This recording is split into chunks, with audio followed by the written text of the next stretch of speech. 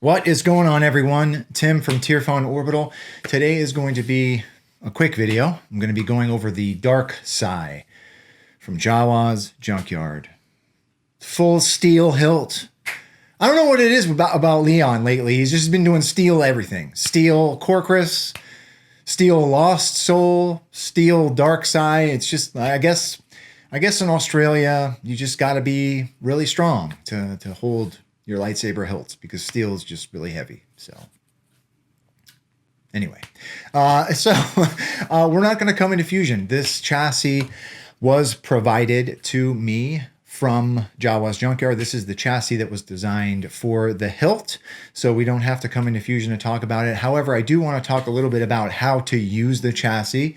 It is a little bit not finicky, but there's a little bit of a process. I do also want to make sure we talk about how to put the batteries in the chassis, right? There are no indicators for positive and negative, right? So I want to make sure we go over that. And then obviously we will do a quick demo. I do not have a blade for this hilt currently, right? So Devin from the Saber Trade will be doing the blades for this particular run. So I do not have one to put in the hilt and test with, unfortunately. But this actually does have a lit PCB emitter, so we'll be able to see that light and everything, right? So without further ado, let's come up top and talk about how to use this guy. All right, so here it is, the Dark Sai from Jawas Junkyard. I mean, very interesting. Let's start with the hilt, right? I believe this is the Darksaber from the Clone Wars. I think. I hope I'm getting that correctly. Listen, wasn't a big watcher of the Clone Wars, the early Clone Wars when it came out. But yeah, so very blocky Darksaber, right? Not a circular hilt. So obviously you can't do a circular chassis for this one. So this is like a rectangular chassis. So obviously very, very thin, okay, thin profile. So there are two 14500 batteries that feed this chassis, right? So I'm going to talk about the chassis first.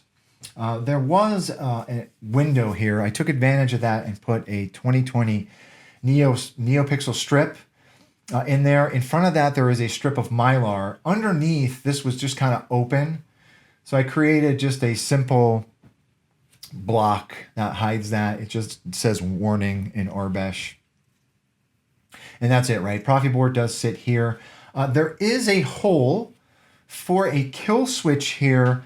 Unfortunately, just the positioning of this kill switch, for me, was a little confounding, right? So there is a channel for your wires that goes down the center of this chassis. But also, there are two channels for your positive battery wires that come through here.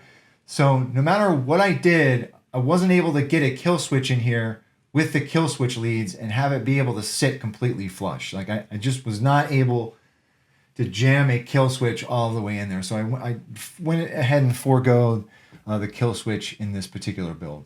At the bottom, there is a very small speaker. I believe this is just like a laptop speaker. Okay, there is a plate here. The kit does ship with a few different like 3D printed plates. Okay, underneath that, I did put two neopixels. They are their own blade in the config. The neopixel strip is its own blade. I'm not going to glue this in place because I'm not sure which one the customer is going to want to use, right? But it just kind of slides in there. I think, oops. I'm not sure if they're meant to be interchangeable or what, right? But I'm just going to leave that out for now. Okay. Actually, let's put it in just for the demo. All right. So that's it. Let's talk about this upper PCB, right? So pretty interesting solution. I believe that Shadowfoil did the PCB connector for this, right? So it's a rectangular PCB that allows the chassis to be removable, okay? Switch holders are here. And then that upper lit PCB is up in this section, okay? So, putting your batteries in, okay? You can kind of see there are red wires up here. Those are your positive battery leads, okay? You want to make sure that you're putting your positive, I don't know why I can't talk today.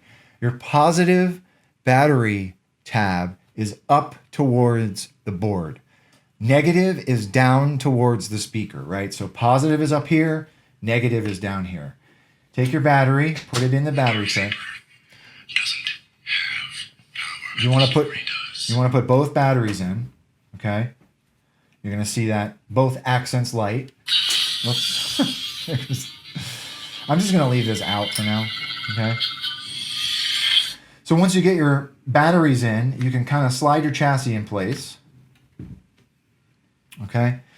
So another thing I did to the underside of this cover, I was a little concerned with these Keystone battery tabs being close to this cover. Okay. So I just went ahead and insulated the underside of this cover with some electrical tape just to, be a little safe. Putting this on is a little finicky, right? You want to make sure like the tolerances are really, really tight, right? So what I've been doing is I try to make sure the bottom tab is in first, and then you just kind of feel for it and put everything down in place. There are 2 screws that hold the cover in place as well. I am not going to put those in for the demo, right? But once you put your cover on, you're good to go. The customer also requested a little bit of a weathered application to this hilt.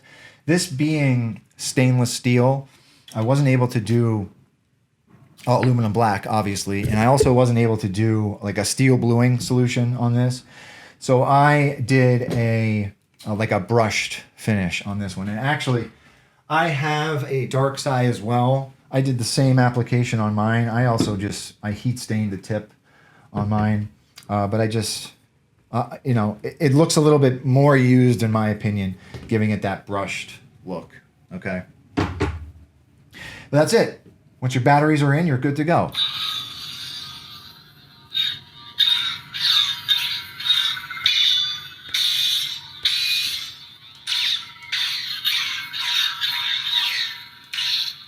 All right. Let's come down to the bottom.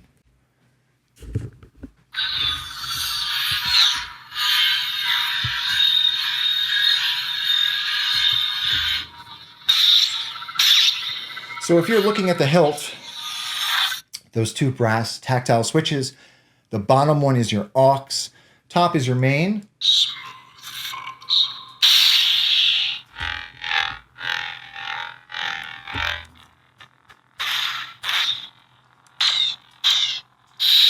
See what I can put on here. Smooth gray.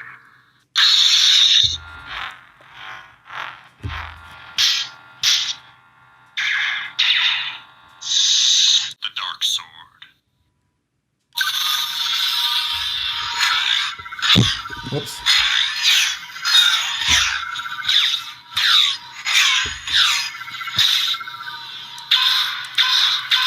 All right. One more.